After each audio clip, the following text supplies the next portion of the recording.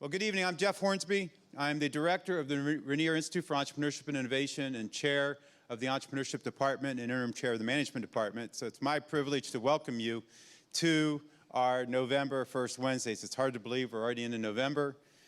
Thanksgiving's in 2 weeks. Christmas is in a little over a month. So this semester is sliding by pretty fast. I want to recognize a few people here before we get started. First of all, I'd like to recognize anybody from the Entrepreneurship Advisory Board or the Real Estate Advisory Board. So if you guys would stand.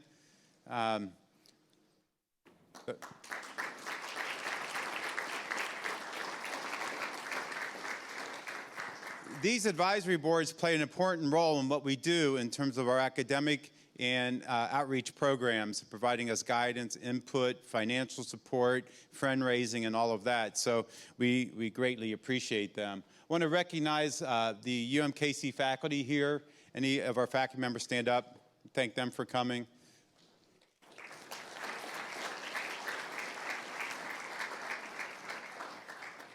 I do want to give one plug for a program. Time is winding down for folks to get involved in Entrepreneur Quest. Entrepreneur Quest is a system-wide competition that has a local component and a system component.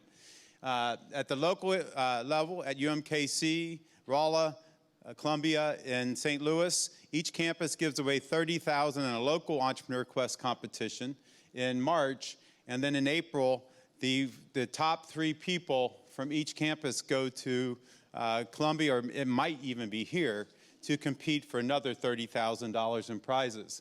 So here, the deadline to apply is November 10th. You can go to the website. You can reach out to one of the Regnier Institute team members that can help you if you're interested. We're still looking for some good applicants to compete, and we have help, we have videos, we have mentoring that can help you get ready for that competition. So any of you student entrepreneurs out there, undergrad or grad, if you're interested, come see us after tonight or connect with us before November 10th, of course. With that, I'm going to invite Ben Williams to come up. We have a special honor to give out tonight. And also I asked the dean to come up to help present the award. All right, we at the Block School like to celebrate those that are having an amazing impact in our community, including at our annual Entrepreneur of the Year Awards Gala. So this year for our Entrepreneur of the Year Awards, we are recognizing the founders of Cerner, the founder of RX Solutions, Michael Rea, and our own, Social Entrepreneur of the Year, Maria Myers, from the Innovation Center. And we're also recognizing a Student Entrepreneur of the Year. So our Student Entrepreneur of the Year is selected annually by our Regnier Institute Advisory Council. And they look at a couple of things. They look at, first of all, engagement by the applicant in entrepreneurial activities. Things like our eScholars program, Venture Creation Challenge, or even oh, hey, well, congratulations to Allie, but pretend that didn't fly up. They look at entrepreneur activities as well as our applicants' use of entrepreneurial skills to overcome obstacles, things like creativity, originality, risk aversion, and outcome orientation.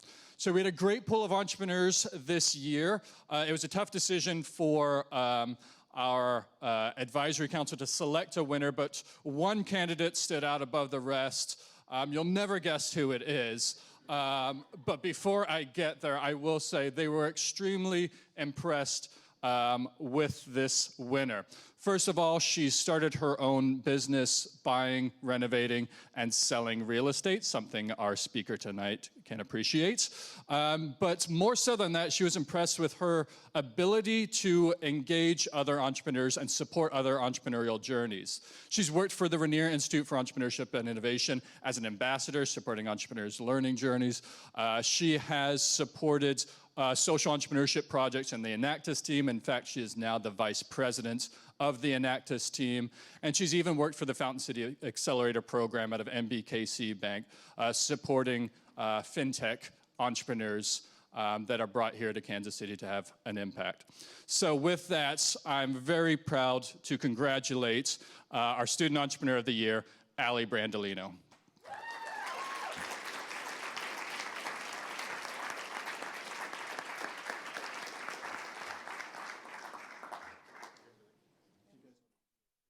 Front of the step and repeat here. Okay, Adam, come on down, buddy. I'm here.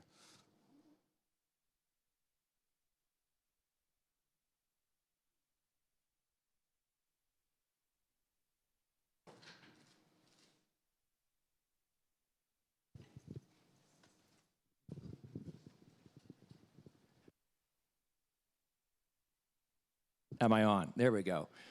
My wife has frequently commented that I should never really be in pictures because the glare off the top of my head often is somewhat blinding. So I apologize in advance.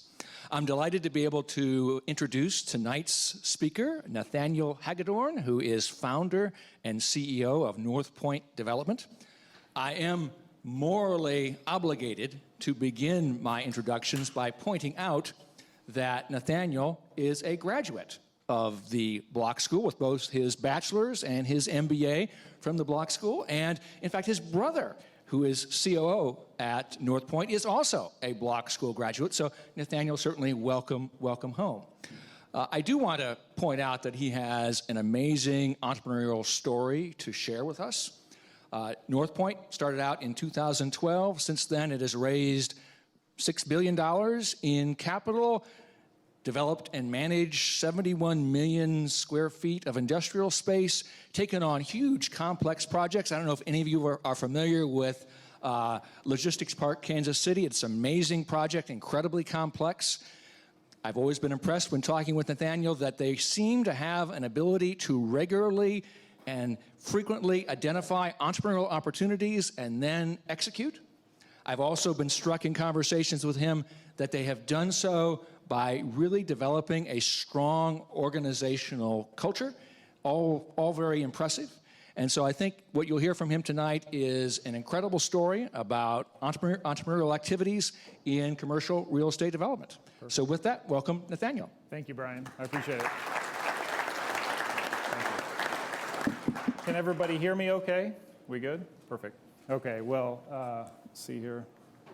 I think I'm in charge of the slides now, so, all right, perfect. Well, Brian, thank you for the warm introduction, and it's nice to be back at UMKC. The university was not quite as nice when I went here. It was nice, but we certainly didn't have this building and many others. So it's nice to see so many of you here today, and I honored to be able to spend the evening with you guys. Unfortunately, I think you're going to be in for a little disappointment. Most of my days are spent trying to figure out how to outsmart dirt and concrete, and usually not successfully. So hopefully we'll have a pretty good evening. While our principal business is in real estate, I thought I would spend most of my time really trying to address some of the more broadly applied entrepreneurial lessons that we've learned on our journey as an organization versus very specific. I could talk for days and weeks on industrial warehouses and design and technology that we use and how do we do our site selection. But I thought I would try to keep the conversation more focused on broad lessons around entrepreneurship as a whole. So I'll give a little overview on North Point, who we are, and a little bit of our history. I'll share what I think have been some of the key elements to our success in business, which I think are applicable whether you're in banking, whether you're in real estate, whether you're in sales or service business of some sort.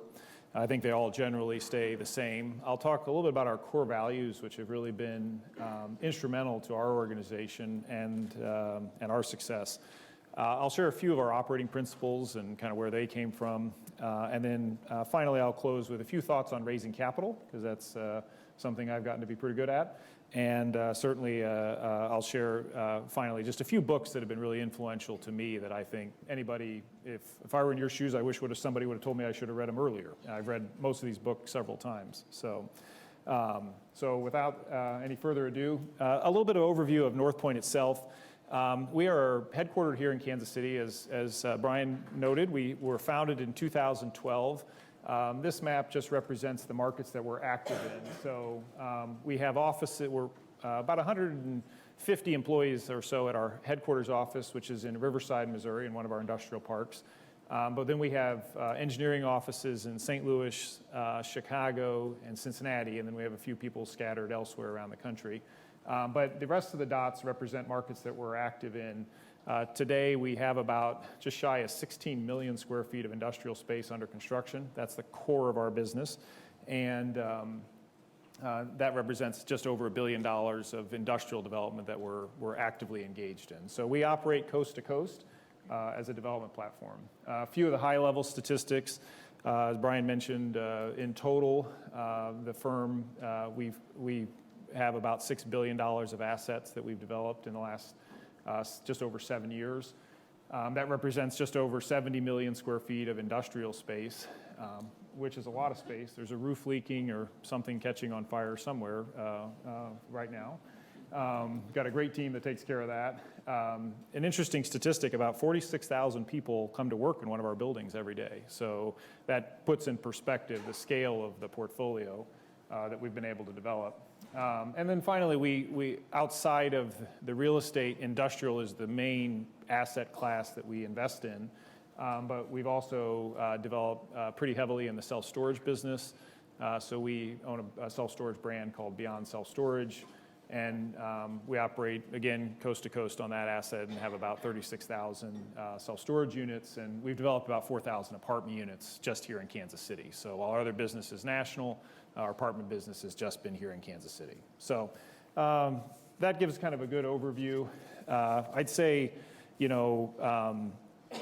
our firm as a whole, we were founded in 2012. We started with 8 employees. So this has truly been an entrepreneurial journey.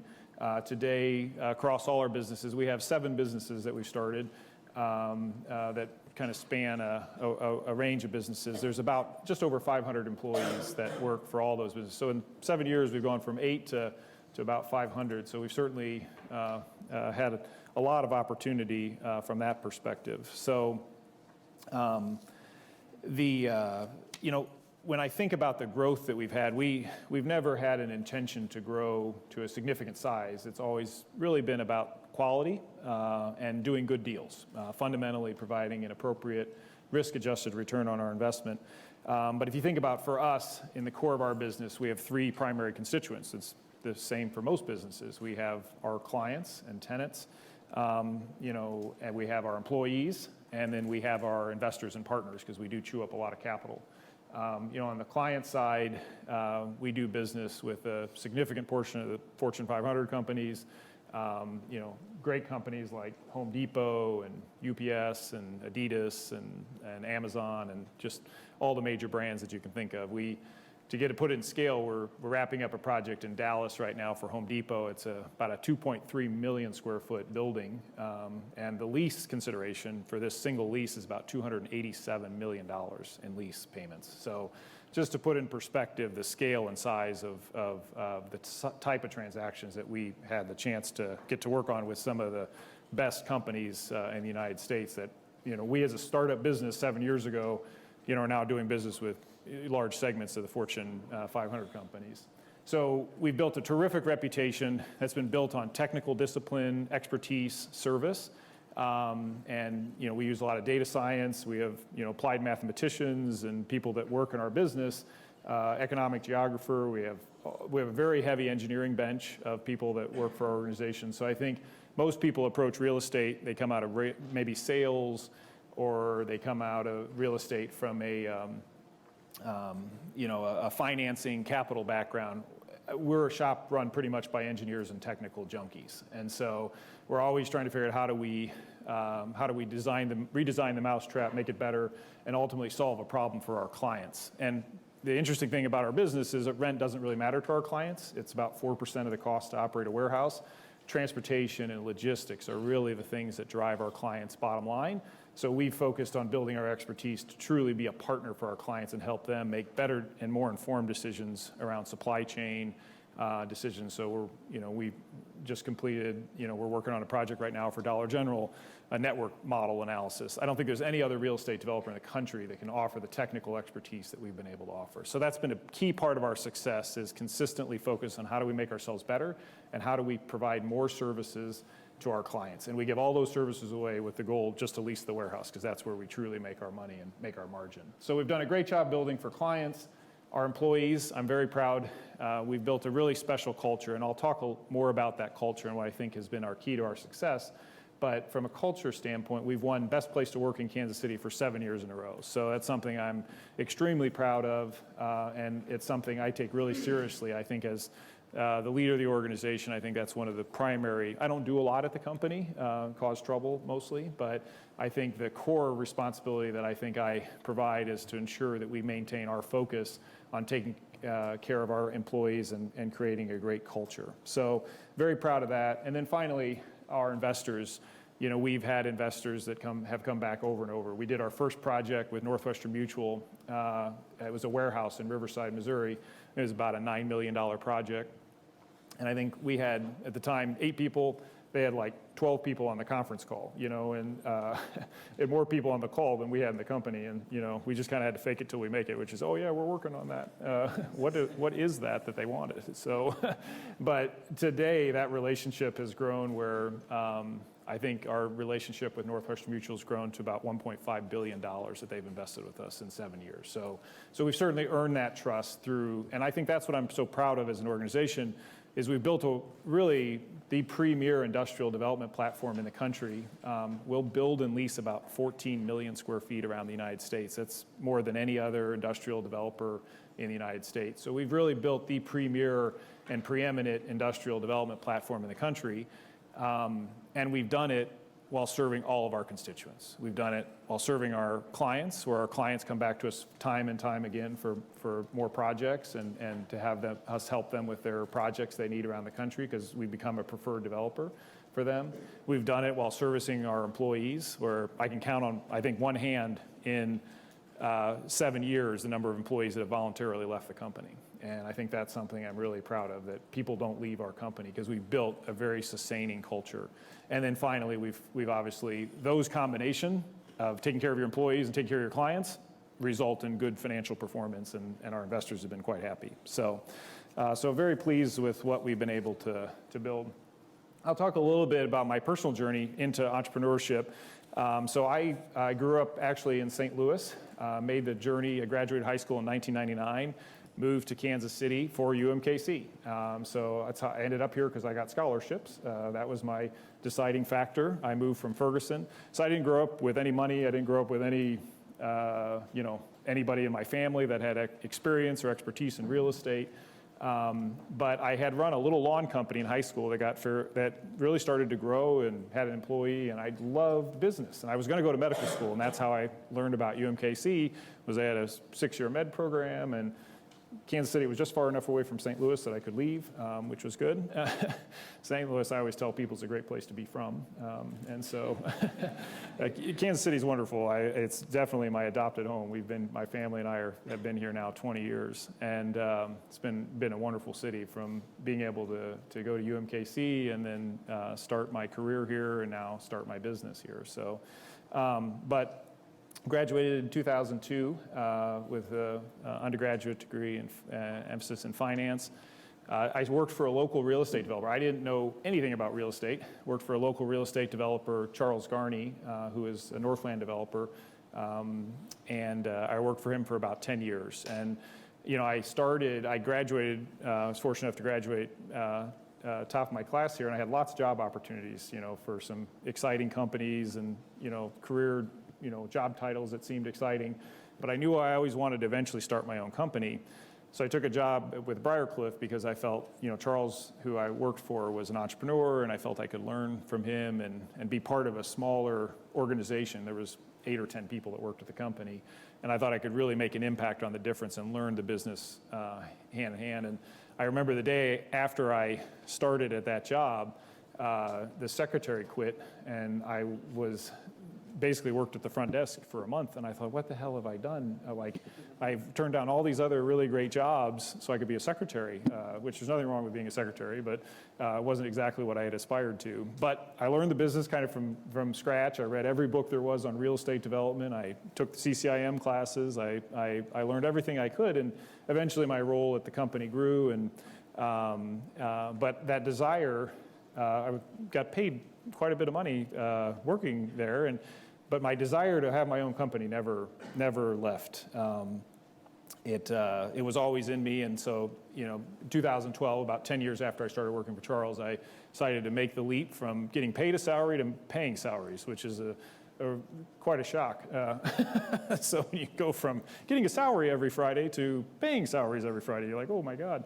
But my wife and I, it's always important to have a good co-pilot, and my wife never questioned. I questioned her judgment, but she never had a doubt that this would be a success. And so, but we had just sold our house. We were getting ready to build a new home. We put the house on hold and took all that money and put it into the company, and we cash advanced our credit card and just whatever it took to get the ability to start the business. So it's really been remarkable. And I would say that the journey for me was never about the money. It was never about, oh, I want to go build a big business. The company far exceeds my wildest expectations of what I thought it would become. And every day it blows me away to think, oh my God, we're doing that. And why would that client ever give us the responsibility to do that? Or why would Northwestern Mutual give us $1 billion+ I question a lot of people's judgment about, because I guess I know myself better than they do know me. So, but at the end of the day, it's been an amazing journey. But it was never about money. It was about the idea of building something. It was the idea of having that personal responsibility to take on a project and see it through. And whether it succeeded or failed, it was on your feet, right? It was your reputation that was on the line. So it's been really remarkable. And I think, I think it was also so much about just building an excellent business. I just wanted to be our best. I've always been in a race with myself. I've never been in a race with other people. I think our organization is miles ahead of our competitors today. And these are huge competitors. These are Prologises of the world and Blackstones.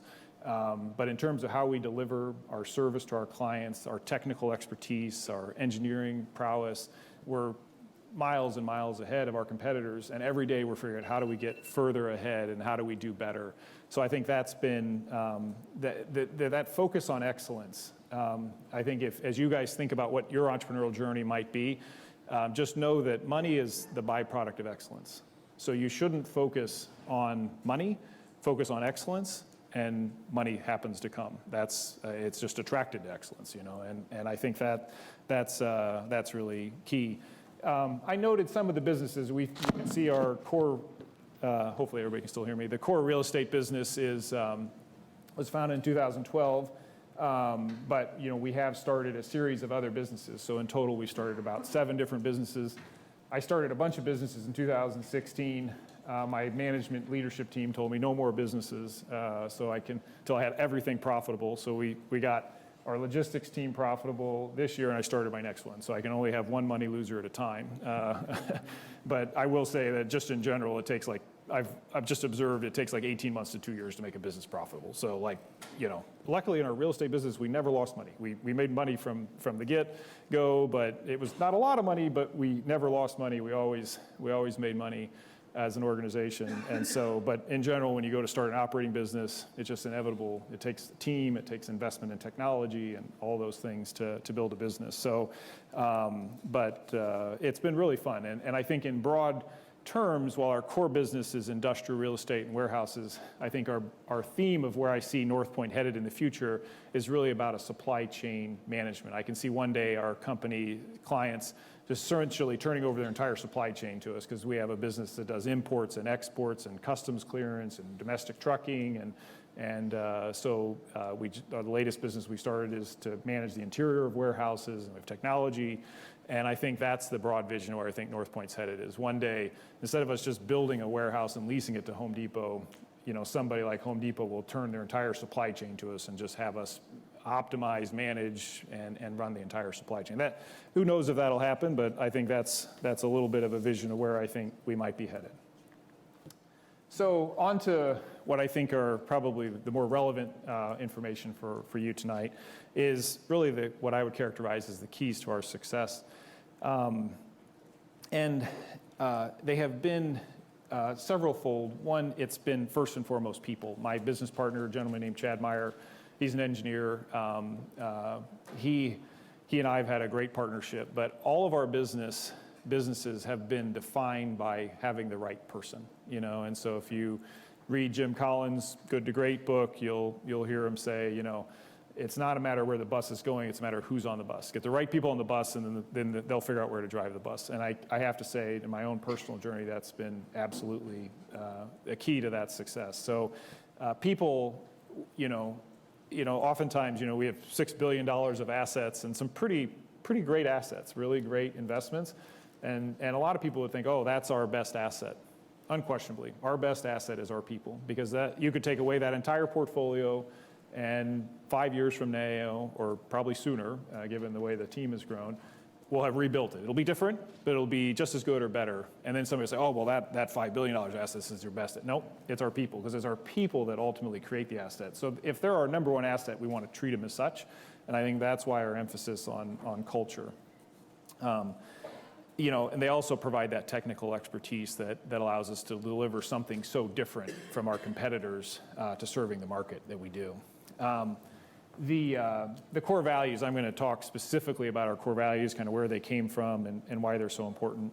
I talked a little bit about our culture, but you know, that culture, it's really hard. It's hard to tangibly say what my ROI on a culture investment is, right? But it has been absolutely critical to our success is building a sustaining culture. It's a culture built about appreciation, right? Saying thank you. Sounds simple, but we can have so many people come to our organization and they say, I've been thanked more, you know, since starting at North Point than I had, you know, 7 years of my prior career. And so that's part of a culture, right? It's a culture of appreciation. It's a culture of respect, right? You know, at the end of the day, people want to work with people they respect and people who respect them. And it's saying thank you. And you know, I think that our culture, where it's been recognized in the fact that we've won Best Place to Work, but we score like a 96, 97% job engagement, job satisfaction. So if you think about that, for a relatively large organization, it's pretty remarkable, but that is systemic to our culture. Every new employee that comes to our organization, you know, I share our core values and why they're important, my expectation for them about how they work at our organization and their role in defending our culture, because it can't be something that I just say, well, this is our culture. It has to become systemic to the organization. So our culture has been an absolute secret weapon for our organization. We hire people from competitors here in town, and you know, they're good people. And I guarantee you, they come to our organization and they get twice as much done because they feel respected. They go that extra mile. They help each other from a team member standpoint when somebody needs help. So I can't speak enough about our people and our culture. And then I think the other key thing I would say from my lesson on key to our success is this concept that doing the right things versus doing them perfectly. And for me, what that means is it's our decision to invest in industrial, right? I could come talk to the real estate, people interested in real estate, and explain all kinds of things about capital efficiency and why industrial real estate is a far superior investment over office or retail. But the fact is that industrial fundamentally is. So we made a very key decision to say we're going to invest in industrial warehouses and build expertise and build core competencies in this area. And that was the right decision. If I would have taken all this brain power and creativity to work on office buildings, we'd be, you know, a small regional firm here in Kansas City and have done 4 or 5 projects, because the market doesn't really need a lot of office buildings. They're generally bad investments. What has fueled us is our ability to supply a market that had growing supply and demand, right? I will say, we're the plumbing to the internet. I mean, that's the simple thing of what warehouses are. I mean, God bless all of you. Keep shopping. I know half of you are on Amazon right now buying something. Just click buy.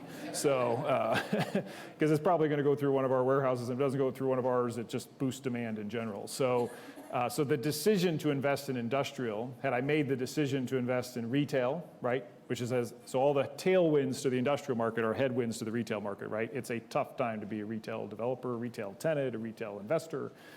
But our decision to invest in industrial was the right decision. So if we made that decision, that core decision right, we could make the next 50 wrong and we'd still be okay.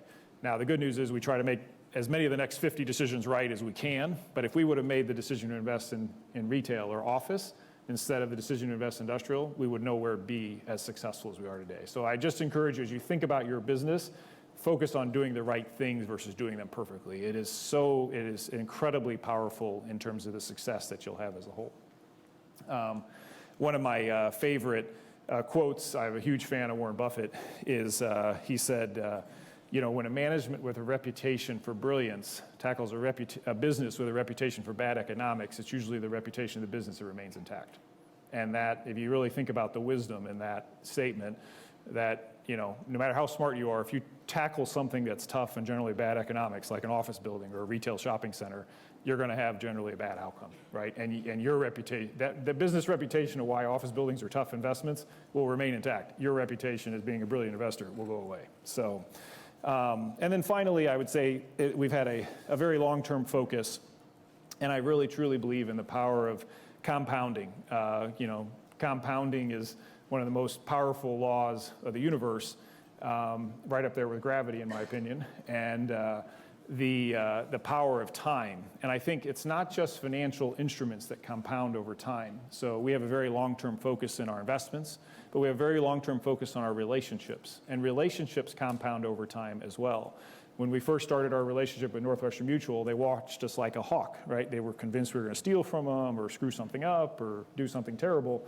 Now, I think this quarter will close $600 million of deals with Northwestern Mutual, and they are asleep at the wheel. Now, please, I hope this is not recorded, but they are not paying attention, right? And they don't need to, because we have built trust in that relationship, which allows us to move faster and faster and faster, because we've delivered project after project after project, and there's a systemic trust. That's a power of compounding relationships. So when you start a relationship with someone, you should focus on being in relationships with people you actually want to have a long-term relationship with, right? And you can tell that by their view and spirit of generosity about how they think about you, right? When you have a partner that says, well, I want more, that is not a person that you're going to be able to have a long-term relationship with. What a person that looks like that you want to have a long-term relationship with is one that says, no, you should have more. Or that's not fair. If I were in your shoes, I think this is more fair. That's the power of a long-term partnership. And there's lots of partners that are out there. And when you find them, you hold on to them and you treasure them and you treat them the exact same way. And when you both treat each other that way, amazing things can happen. So we have terrific relationships from that standpoint. So I think focusing on compounding and long-term, there's so many businesses today that focus on the next quarter, the next earnings report, trying to make a quick flip or a quick dollar. And I think we've said, look, we'll make it up on the next one. If this one didn't turn out quite as well as we had hoped, we'll figure out how to make it right. And I think that's been a core to our success, is that long-term focus. So I think those would be some high-level areas that I would really encourage you to think about as you start doing focusing on the right business, thinking long-term. Like, none of this is rocket science, but it's really, really powerful. Finally, I'll talk about our core values. These core values were developed about 4 years ago. And most companies have core values. They're on a brochure, they're on a wall, but they're not lived into. And this goes back to the heart of our operating success as a company, is because these core values, when we do surveys of all of our employees to make sure, hey, how are we improving? How are we trending over time? What are employees thinking about the organization? These core values are cited over and over and over and over again, right? They are the number one reason why people like working at North Point, because we live into them. We don't just talk about them. As I mentioned, they become systemic to the organization where they're culturally defended, right? Somebody isn't putting people first, right? Sounds like a really simple concept, but if somebody is engaging in office politics, it's like, well, time out. We're not living into our core values here, and we got to make a course correction. So I think, all of these core values have been absolutely critical to our success. And, they're basic, right? Taking ownership. And I learned that from an executive coach that I had when I first started in business. And she shared with me this acronym, which was stay out of bed and use your OR. And BED was an acronym for blame, excuse, and denial. And OR, using your OR, was taking ownership, being accountable, and responsibility, showing responsibility. So anytime you approach a problem, if you have the mentality to take ownership, you say, I don't care if I cause this or not, I'm going to be part of a solution. I'm going to take ownership. I'm going to be accountable. I'm going to be responsible. I always say I want North Pointers running at problems, not away from them. And so and the alternative is look at society as a whole, right? You can tell good leaders from bad leaders. When something goes wrong, and what do? They blame somebody else. They make an excuse for why something went wrong.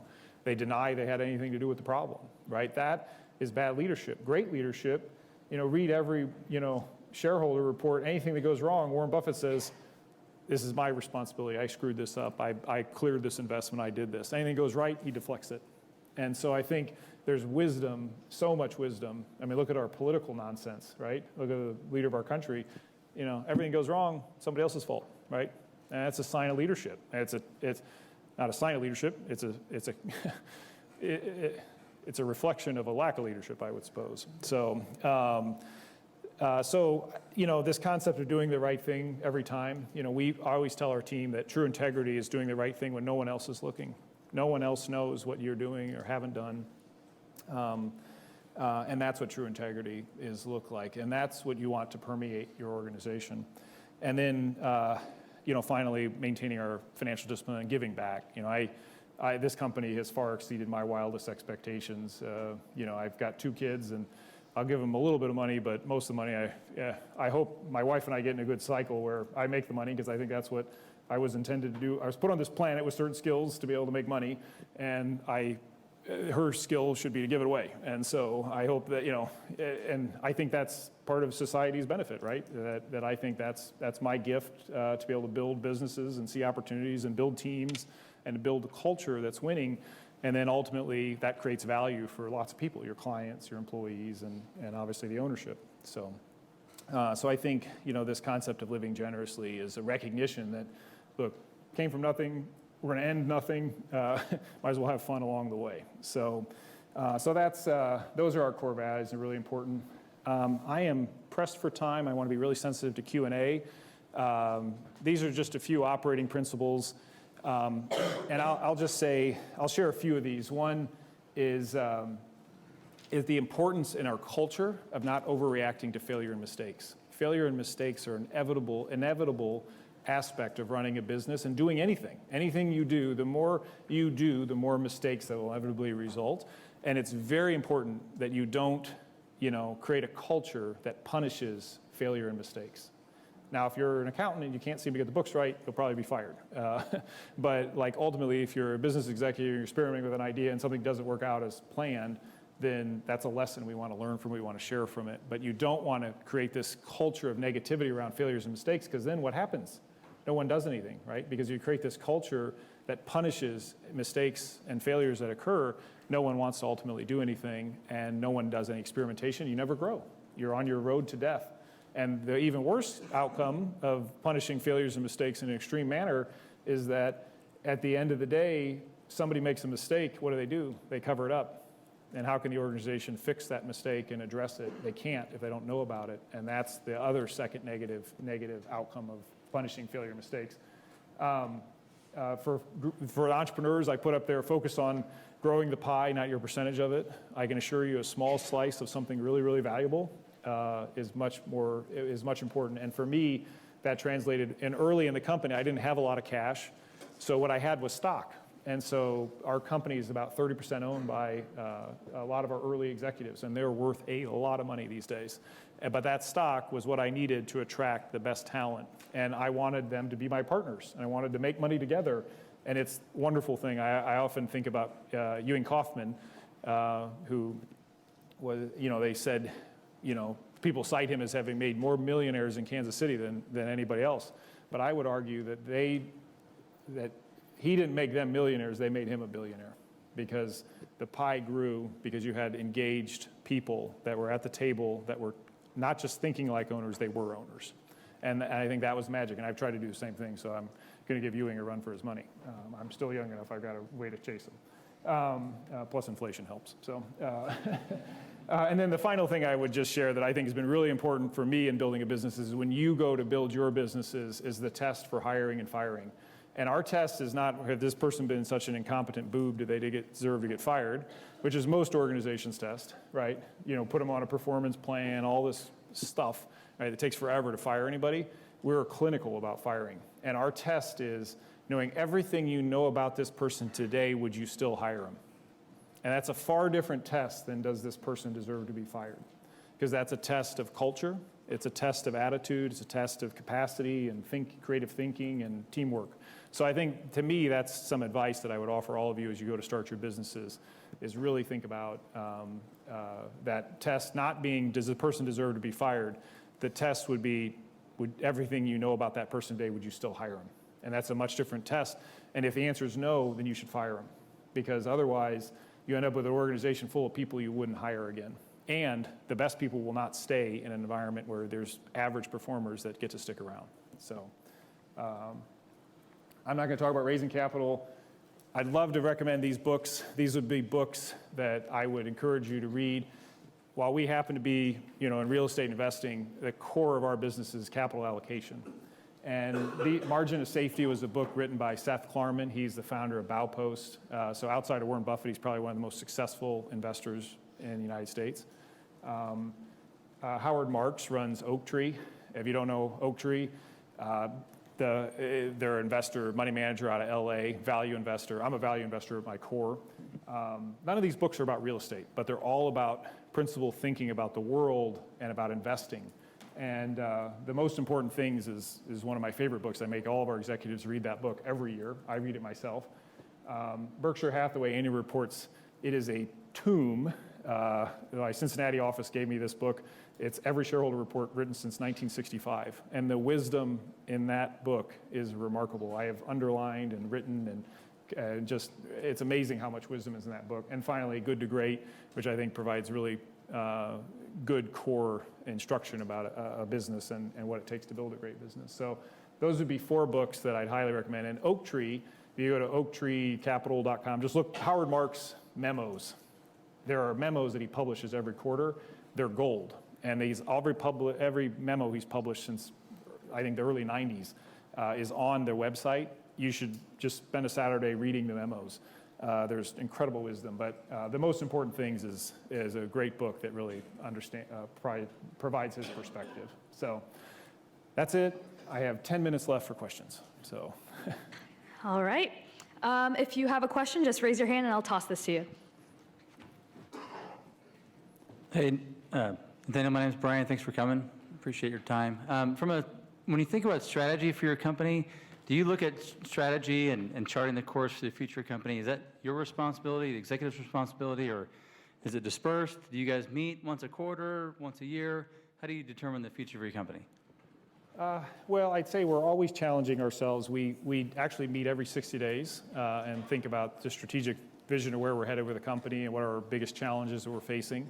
But as it relates to a really big vision of where the company's headed, look, good ideas come from everywhere, and we want to be a meritocracy. So somebody has a good idea, just be careful if you say it, you're going to be put in charge. Like, that's a great idea. As a matter of fact, you're going to start a business. And so several of our businesses have been born out of that, very, very much that approach. Sometimes I'm starting to have a broader vision of the organization. A lot of things we do today, it's pretty incredible, but there was no grand plan. We were just trying to build a warehouse, right? Trying to pour some concrete and figure out how to grade a site. But it's like a foundation of a pyramid. Every level of experience you have, you say, oh, well, that's good. And then you learn from that and you say, well, what if we could do this? And then you figure that out. Then you put the next level on and the next level on. And then now you're standing way up and you're like, oh my gosh.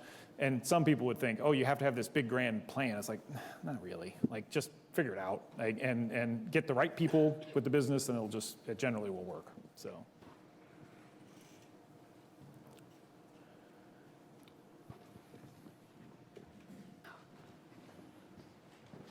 Hey, Nathaniel, thank you so much for being here tonight. I really found it impressive just how, like, you have really been systematic and very oriented, I guess, as a big level, C-level exec in a company like this to really put emphasis on culture, diverse mindset. What do you think is going to take for just like other companies, I guess, because to your point, you hear about a lot of performance-driven, you need to do this, you need to do that, instead of just always valuing the person as they are. Do you think we're ever going to get to that point as millennials, increasingly as this workforce changes, things are more innovative? Do you think we're going to find the concept that you created successfully? Because clearly you've proven that with the money and that's already given, that's already in the company. Are we ever going to, as a community together, get to that point where we're having a more broader diversity in mindset and innovation? Yeah, I hope so. It's hard to say. I don't know. It seems so obvious to me how important culture is and creating a culture of respect and appreciation and trust, acceptance of failure. All of these things are part of that culture. So it seems so incredibly obvious to me because I see the benefits, right? But there's so many people that just can't get out of their own way. They're ego-driven. I don't know. I hope so. And I think maybe that's something that I could play a role in to try. Look, there's lots of other companies. We're not, the only company with a great culture. We happen to have a really great culture, and I'm really proud of what we've done, and we've had it since day one. And we have fought vigorously. You'd think, oh, well, big company, couple hundred employees, you can't maintain a culture. I would say our company culture, while it's changed, right? The organization fundamentally changes, going from 8 employees to 50 to 100, 200 to 500. But it's as strong because it's become institutionalized to our organization. So I would love to be a evangelist of why culture is so important to other businesses, to say, wake up. You guys can make more money. You can share those profits with the employees. You can treat your employees with respect. You'll feel better yourself. You'll have more fun, and you'll make more money. Like, that seems like an obvious solution, but I mean, just don't tell my competitors. That's the only thing I would say. So. But I think the world's a better place if we figure out how to spread that message more broadly. And I don't know that UMKC teaches a class on culture, but they probably should, because it has been so foundational to our success. So. Hey, Nathaniel, thanks for being here. Can you kind of walk through, like, getting your first client? How you kind of convinced them to do business with you guys compared to like a more established, commercial real estate? Like, what were some like the challenges of that, and like, how did you kind of like value proposition? How did you kind of like sell them on your guys' business? Yeah, so our first client was a company called Marlin International. They make, the best way I describe it is they make a machine they sell to Tyson and, Smithfield Foods. You put a chicken on one end and a chicken nugget pops out the other. That's the way I would describe their business. They make those machines. And so, and I mentioned my business partner, Chad Meyer. He was, the best thing I've ever done with my business was hire Chad. I convinced him to join and be my partner. But he's an engineer, and I saw that technical expertise. All businesses, people think the purpose of a business is to create profits. The purpose of a business is to create value and service to others, right? Look at the most successful companies, Bill Gates, Microsoft, right? Billions and billions of dollars, one of the richest people on the planet. And what did he do? He created software like Microsoft. I complain about, I'm an Apple guy, but he created software. Think about, I use Excel. We use Word document. Think about the efficiencies that created and value that added to everybody that used that software. So yeah, you had to charge $499 for Office, but it was worth way more to us, right, as people who used it. So he created a ton of value. And I think that's the key, is when you build a business, just focus on how do you serve others. And for us, that was about how do we have technical expertise to help our clients who don't move very often, right? They hadn't moved the chicken nugget manufacturing machine in a while, and there's a lot of complications, but they needed more space, and so we had the expertise to help them figure that out. So I think that was the key of how we won that first client. But I will tell you guys, it's not that competitive. I think it's getting less competitive. I mean, my view of the world, like you should all go start businesses. And screw it, you're young. If it fails, who cares? Go start another business or go work for somebody else. You can always work for somebody, but don't work for somebody. Go start your own business. Go try, go experiment, and do something. And if you focus on serving others, you're going to almost inevitably be successful. And there's like, my competitors are asleep at the wheel. I used to think my competitors in Kansas City were morons, and I believe that. Because they treat their customers poorly, they're egotistical, all these things. It's like, my God, you made it so easy for us to come in and just crush the market. And then I went to St. Louis, and I went to Cincinnati, and I went to Pennsylvania, and I went to Philadelphia, and I went to California, and I went to Seattle. Guess what? There's morons everywhere. It's amazing. And so, like, it's not that competitive of a world. There's lots of opportunity. If you just stay focused, people want to do business with a person, right? Just like Northwestern had that trust in us. General Motors was our first big client that we had a break with. They now lease 6.5 million square feet of space from us. They go out of their way to pay, to do business with us because we've been a good partner. And even these huge corporations, you think they don't care. They actually do because they want a partner, and that's what we've been to them. And so I would just encourage you, like, the world's not scary. Money, I started with nothing. We started with very little, just enough to basically pay payroll. We built a business that is one of the top 10 industrial landlords by portfolio size in the United States. And we didn't do that, because, we had all the money or some really clever way. We just tried to be honest and not yell at people and, tell the truth. I mean, it's remarkable how simple it is to be successful. So I just encourage all of you, like, business is not that competitive.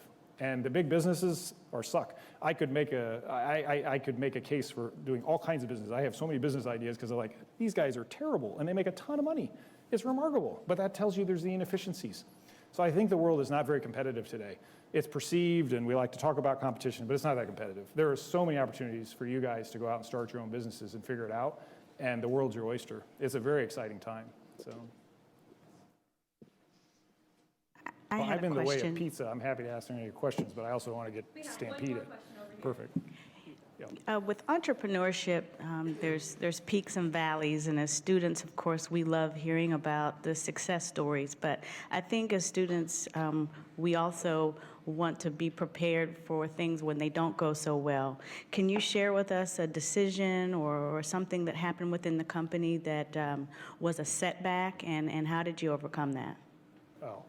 We've made plenty of mistakes. I could probably spend even more time talking about the mistakes we made than the industrial market. But I would say the biggest mistake that we made was we made the decision about 4 years ago, to invest in senior housing.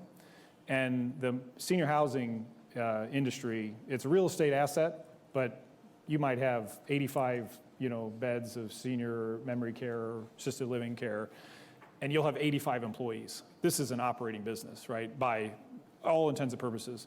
And I outsourced our management to an expert out of California, and I turned to a third-party manager. So the thing that was the most important, right, if you're going to have your mom or your grandma, or grandpa stay at a senior living place, you want to know they're cared for and they're loved and they're taken good care of and respected.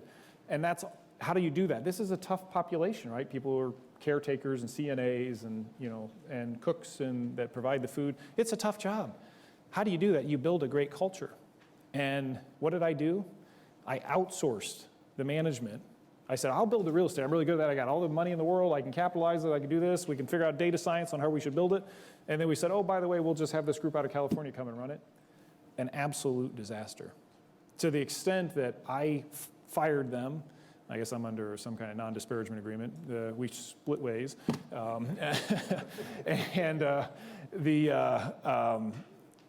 We hired our own team because I said, I'm not going to make the same mistake twice. The core of this business is around people, and I outsourced the people part. And once a culture goes to shit, which that culture had gone to shit because it was never built with the focus on building a world-class culture, it was almost impossible. I put my very best people to build that business and put millions and millions of dollars because I did not want to fail my investors. I didn't want to have a blemish on my track record. And I think there were at one time 600 people working for that business unit. And I had Kelly Clark, who's head of my asset management, who started the company with me. She's phenomenal at building culture and people, and it's like a tug of war. One person on this side saying we're going to have a great culture, and 500 people who had given up on it, and you just get dragged through the mud. And I eventually elected to sell the assets. We got out of the business. We made a little bit of money, but it was a decision that I made to get in the space, and it was a decision I abdicated and clearly made a mistake to say, this is a really important people-intensive business. I'm going to outsource it because it seems tough. We only do tough stuff, right? So I think if I would have built that business on our own with our culture, we would still be in the senior housing industry and probably have done very well in it. We didn't, and it got away from us. It was almost impossible to correct. So. All right. Thank you so much, Nathaniel, for coming tonight.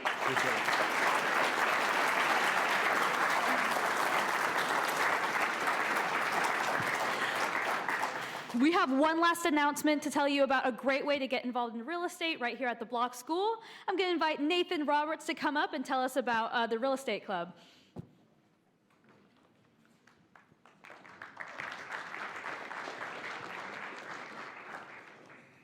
This thing is kind of weird. Why is it like a block? So the Lewis Wright Real Estate Club is an organization that got started in 2015 by a lady in graduate school. It did quickly fall off when she graduated, and me and 3 other students are taking the initiative to get the club started back up and running. So we do plan to meet every first and third Monday of the month between 6 and 7 o'clock in a room in the Block Executive Hall. So each and every meeting will change as far as the rooms. So we'll update you all if you do sign up for it. So to join, it's essentially to meet like-minded individuals in the real estate industry. And then also there will be potential for internship and employment opportunities just from from some of the presenters that will be coming in. This is an opportunity to learn as well through our meetings, guest speakers, lunch and learns, and then we'll also have a few trips set up throughout the semester to trying to learn more about the real estate industry. So if you would like to join, we do have a sign-up sheet that we will give out in like 5 minutes. So if you're out in the lobby, then we'll see you. So thank you. Thanks, everyone, for coming tonight. Pizza right out here. Thanks, and have a good night.